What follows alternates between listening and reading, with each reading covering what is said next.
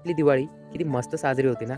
पण ज्यांच्यामुळे साजरी होती, त्यांची मात्र शांततेत साजरी होती. घरापासून दूर, स्वतःसाठी नाही तर दुसऱ्यांसाठी. है ना. पोलीस ऑफिसर रस्त्यावर उतरून दिवस-रात्र आपल्या सुरक्षिततेसाठी ही ड्युटी करतात. आर्मी ऑफिसर सीमेवर एवढ्या कडक थंडीमध्ये साठी पहारा देत असतात. आपली दिवाळी मस्त व्हावी म्हणून डिलिव्हरी बॉय वेळेवर पार्सल घेऊन येतो. लोकांना गावी पोहोचवण्यासाठी ड्रायव्हर लोक दिवस-रात्र गाडी चालवून हे लोकांना घरी पोहोचवतात. ची दिवाळी साजरी करण्यासाठी. एवढंच नाही तर दिवाळीचे कोणाला दुखापत झाली तर ॲम्ब्युलन्सचे ड्रायव्हर हे वेळेवर हजर राहतात.